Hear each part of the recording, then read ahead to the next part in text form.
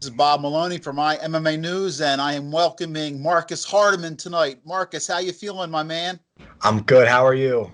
It's good to see you. I'm glad you're getting back in the cage again. Marcus, I've got to call both of his fights from cage side so far. He is 2-0 as an amateur after, wrestling his whole life now. He has taken on the task of trying to become a professional mixed martial artist. Marcus, so tell me now, you have two fights in. What's different now than it was before? I know you're still young in your career. You still have a ton to learn, but how is it a little bit different now than when you first started? Um, I think the biggest difference is probably trying to figure out how to balance things still. Because it's not just a jiu-jitsu match or a striking match or a wrestling match, right? So you kind of have to figure out how do we put all these things together. Um, so that's still something I'm working on, and I think that's something that even like the high level pros will say that they're still working on because you're never complete with your game, right? Like you always have something to work on. There's always an area you can improve. So I think it's just trying to figure out like a time schedule of how to improve things, and just making sure that that gets done in the right way. All right. Well, what I remember about your first two fights, your first fight, pretty much, you used most of your wrestling. You knew that you could take him down. You took your first opponent down. You won a lot of the ground battle. Your second fight, I was happy to see that you made more of an effort to not use your wrestling because let's face it, when you're going in there, you have to feel like I can take this guy down and win a wrestling match because in an amateur fight it's 2 minute rounds. You take a guy down, you hold him down for a little bit, you win a round. I was glad to see you change that up a little bit. I thought you tried to stand a little bit more in that fight. I seen you and I learned a little bit about you did take a few, but you gave some back. Tell me how you feel about that because listen, it's at this stage, right? Nobody wants to lose, but you also want to advance your game. You know that you can take a lot of guys down and out wrestle them and win the way that way. How do you break it down? Do you go into a fight saying, you know what, I want to win. If I have to take them down, I want to win. Or do you say, you know what, I really do need to work on my striking? Because let's face it, Marcus, your wrestling is up here and because you're inexperienced still. So you're trying to get everything here to the top. Each fight, you move a little closer to that. Um, so like you said, I think the biggest problem is that it's only a 2 minute round. So in a 2 minute round, for you to go out there and strike efficiently, close the distance, and either work your combos or get a takedown, and then work to a position where you can get a submission, and then finish the submission, that's a lot to do in 2 minutes. So you kind of have to talk to your coaches beforehand, and they're going to be like, look, like this round, this is what we're doing. This round, this is what we're going to do. And, if it keeps going and there's not a finish in any of those rounds, then we know going into the fight what we're looking for each round. Um, but, it's also the amateur rule set. Everyone says it favors wrestlers, but it kind of hamstrings a wrestler because that last fight, if I was allowed to strike the head on the ground, um, there were definitely some positions where it's like, okay, like, I'm in side control and I have a really dominant side control. There's no submissions, but I can strike the head. It's going to open up some submissions. Um, so that's really the biggest issue because I get that a lot. I get the whole, oh, you can wrestle, let's see you strike. And it's like I do strike. I do my striking 3-4 times a week like everybody else does. And even though it's just an amateur fight, like I'm in the business to win. Um, I hear everybody say like, oh, it's all about the experience and everything. And most of the time when I tell them, and I don't say it in a nasty way, I just say like, hey man, like I get my experience in the gym.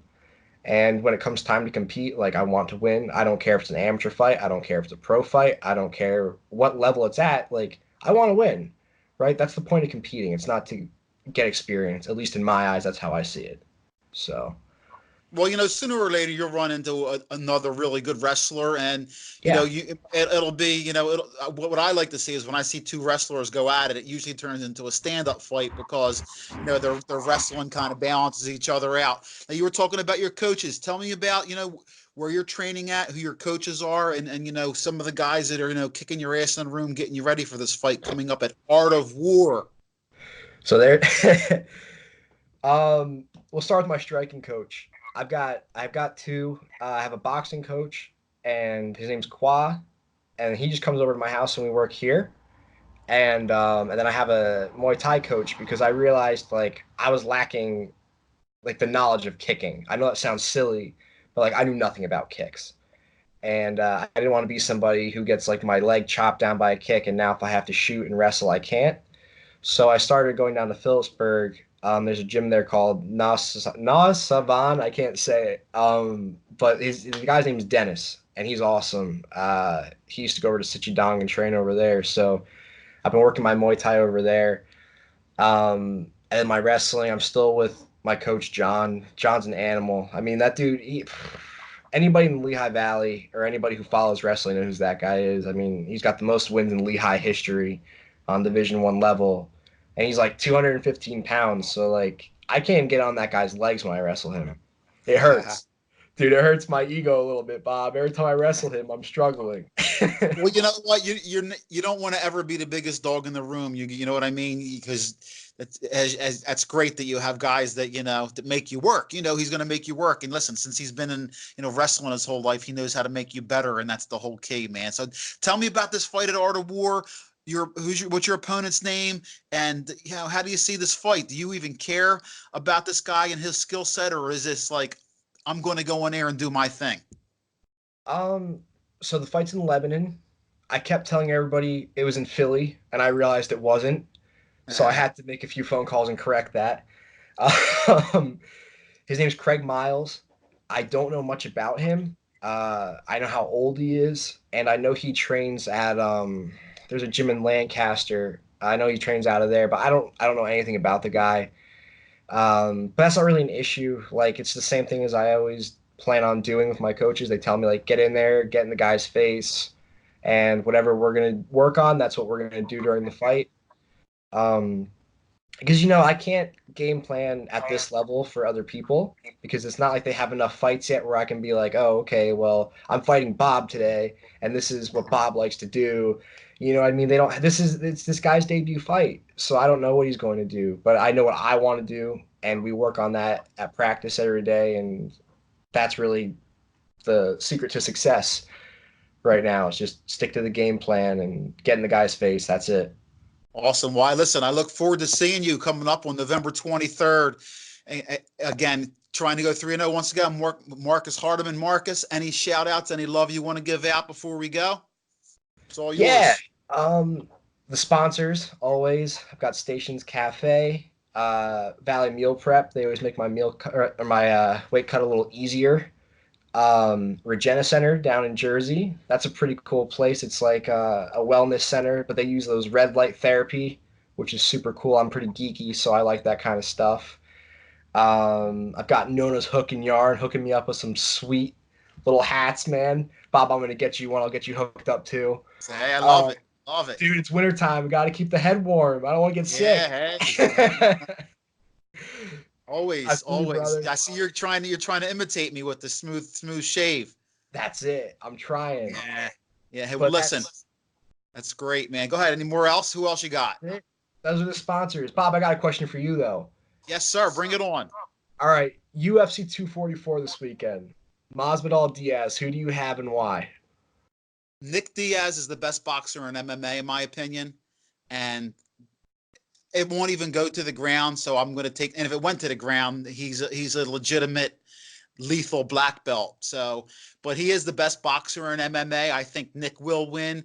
But listen, it's a fight. Anything can happen. If Masvidal connects, he could knock him out because it's a fight, and Masvidal has some power. But I still think Diaz is the best boxer in MMA right now for my money. That's it. You know, how do Dude, how do you see it? I'm hoping the same thing. Like, I don't think Diaz is going to try to take it to the ground. But if he did, like you said, he's gonna get him some deep waters pretty quick. And he's got to get one back. I got my funky fresh Ben Askren shirt on. Oh I'm yeah. hurting. My boy Ben got slept. It hurt. Yeah.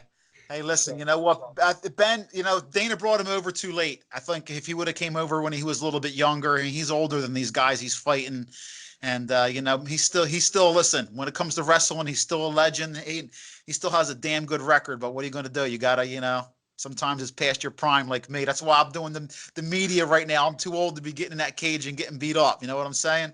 that's it. Anyway, Marcus, man, best of luck with your final preparations. Any weight cut, I will see you cage side. I can't wait to see you do your thing again. You're young, up and coming, exciting fighter, and I'm thrilled to death that you have this fight. And hopefully, I get to call a bunch more. You will, Bob. Thank you. My pleasure.